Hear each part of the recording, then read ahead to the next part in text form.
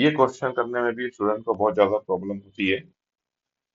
इसमें एक बॉल है जिसको मैंने एच हाइट से रिलीज किया है। तो और एच हाइट से रिलीज करा है, फिर वो ऊपर से नीचे आती है और ग्राउंड से टकराने के बाद में वो रिबाउंड करती है, लेकिन h/2 हाइट तक। तो सबसे पहले मैं प्रोसेस आपको समझा देता हूँ ताकि हम आराम से इसका ग्राफ बना सकें। जब हाइट मैक्सिमम है, मैं इसको h बोल देता हूँ या h मैक्स बोल देता हूँ। हाइट मैक्सिमम है, उस पार्टिकल को मैंने रिलीज करा, तो उसका वेलोसिटी कितना होगा? 0। वो पार्टिकल ऊपर से नीचे आएगा।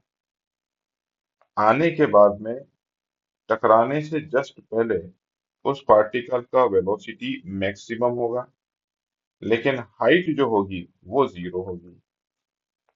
तो हाइट 0 पर वेलोसिटी मैक्सिमम। फिर अगर कोलिजन इलास्टिक हुआ तो वो टकराने के बाद में वापस उसी हाइट तक पहुंच जाएगा और उसका वेलोसिटी शुरुआत वाली यही होगी। लेकिन क्वेश्चन में दिया है कि इस बार टकराने के बाद में वो सिर्फ h/2 हाइट तक जा रहा है। इसका मतलब ये है कि इस बार जो यहाँ पर ऊपर की तरफ वेलोसिटी है वो v मैक्स से कम है, और v मैक्स से कम है इसीलिए वो h/2 डिस्टेंस तक गया। और फाइनली वो पार्टिकल h/2 डिस्टेंस जाके उसका वेलोसिटी कितना हो गया? 0 हो गया। तो ऊपर से नीचे आया, वेलोसिटी मैक्सिमम, फिर वेलोसिटी उसकी चेंज हुई और फिर वो ऊपर गया h/2। ये पूरा मैंने यहाँ पर लिख दिया है। अब इस प्रोसेस को हम यहाँ पर टैली कर लेते हैं कि कौन सा ग्राफ इसको रिप्रेजेंट कर रहा है। लेकिन सबसे पहले यहाँ पर प्रॉब्लम ये है कि यहाँ पर एक स्ट्रेट लाइन दिखाई दे रही है और यहाँ पर कर्व भी दिखाई दे रहा है। ऐसी कंडीशन और भी ग्राफ में हो सकती है। तो एक काम करते हैं, ये पता करने के लिए मैं v और h के बीच का ग्राफ का नेचर समझता हूँ। मतलब मुझे v और h के बीच का रिलेशन चाहिए। ऑब्वियस सी बात है, v square is equal to u square plus twice a s में u तो 0 हो गया, तो ये v स्क्वायर जो है और ये जो डिस्टेंस है s, ये प्रोपोर्शनल टाइप के दिख रहे हैं। तो ये पैराबोला का ग्राफ होता है, जहां पर एक का पावर 1 दिख रहा है, दूसरे का पावर 2 दिख रहा है। मतलब v प्रोपोर्शनल टू s होता तो स्ट्रेट लाइन होती। v square proportional to s दिख रहा है, तो इसका मतलब ये स्ट्रेट लाइन नहीं है, ये आपका पैराबोला है। तो ऑप्शन ए तो वैसे ही कट जाता है। अब हमको चाहिए सी, बी और डी में से कौन सा ऑप्शन है। तो शुरुआत ये हो रही है कि जब वेलोसिटी 0 है तो हाइट जो है वो मैक्सिमम होना चाहिए। इस वाले के लिए देखिए, यहाँ पर वेलोसिटी 0 है, हाइट मैक्सिमम है, तो ये कंडीशन सेटिस्फाई कर रहा है। इस वाले के लिए देखिए, यहाँ पर भी वैसे ही दिखाई दे रहा है। यहाँ पर वेलोसिटी 0 है और हाइट मैक्सिमम है। यहाँ पर भी वही कंडीशन है, देखिए वेलोसिटी 0 और हाइट मैक्सिमम। तो सब में ये वाली कंडीशन सेटिस्फाई हो गई, मतलब ये तीनों ग्राफ सही हो सकते हैं। उसके बाद में यहाँ पर देखिए, जब हाइट 0 है तब वेलोसिटी मैक्सिमम। तो जब हाइट 0, ये देखिए हाइट 0 है तो वेलोसिटी मैक्सिमम है। अच्छा, वेलोसिटी नीचे की तरफ क्यों होगी? मतलब वेलोसिटी नेगेटिव क्यों होगी? क्योंकि पार्टिकल जो है वो नीचे की तरफ जा रहा है, तो इसीलिए वेलोसिटी जो है वो नीचे की तरफ है। लेकिन ये पक्का है, जब वेलोसिटी मैक्सिमम होगी तब हाइट 0 होगा। तो यहाँ पर देखिए हाइट बढ़ रही है, यहाँ पर हाइट कम हो रही है। तो यहाँ पर हाइट जो है वो 0 है और वेलोसिटी मैक्सिमम। यहाँ पर भी देखिए आप, वैसे ही ग्राफ है। लेकिन यहाँ पर जब h 0 है तब वेलोसिटी भी 0 है।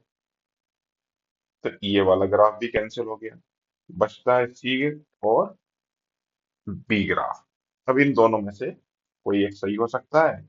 अब एक ग्राफ ऐसा है और एक ग्राफ ऐसा है। अब मुझे पता करना है इन दोनों में से, इन दोनों पॉइंट के बीच में ग्राफ ऐसा रहेगा या ऐसा रहेगा।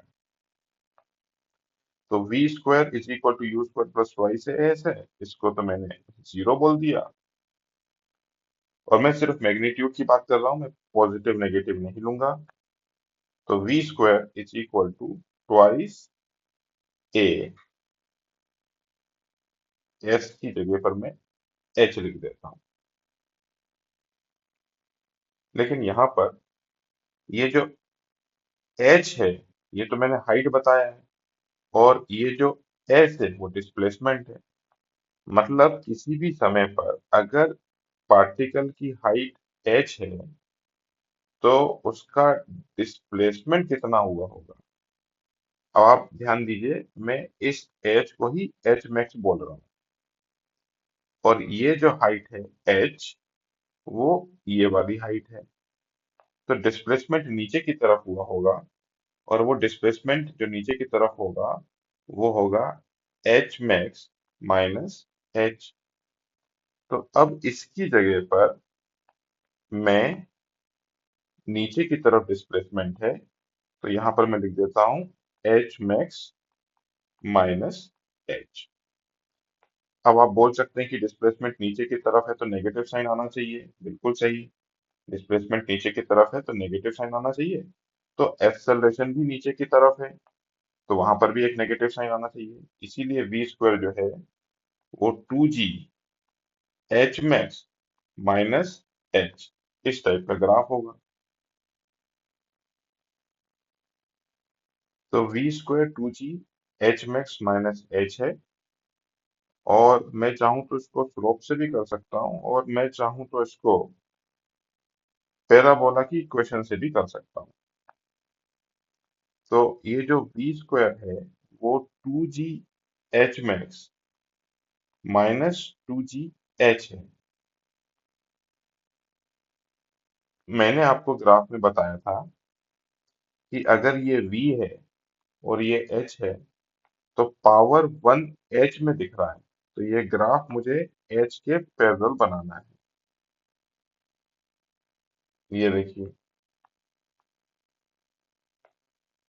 क्योंकि h का पावर 1 है इसीलिए मैंने उसके पैरेलल बनाया। अब यहाँ पर नेगेटिव है तो इस ग्राफ को उल्टा कर दीजिए। ये देखिए, तो मैं इस ग्राफ को नेगेटिव मतलब उल्टा कर दिया, तो अब मैं इसको हटा देता हूँ। अब उसके बाद में यहाँ पर एक कांस्टेंट है, कांस्टेंट से ये ग्राफ जो है आगे मूव कर जाएगा, तो मैंने इस ग्राफ को आगे मूव करवा दिया। ये देखिए, अब आप कंफर्म कर लीजिए कि ग्राफ इस टाइप से आ रहा है। अब ये वाला ग्राफ कहाँ पर दिख रहा है, सी में दिख रहा है, तो ऑप्शन सी इज करेक्ट। और इसको हम चाहते तो हम स्लोप से भी कर सकते थे। स्लोप के लिए मुझे dv बाई डी निकालना पड़ता है। इसका स्लोप पॉजिटिव है, इसका स्लोप भी पॉजिटिव है, लेकिन इसका स्लोप जो है वो इंक्रीज हो रहा है और इसका स्लोप डिक्रीज हो रहा है। तो स्लोप वाले एक्सप्रेशन से भी ये क्वेश्चन किया जा सकता था।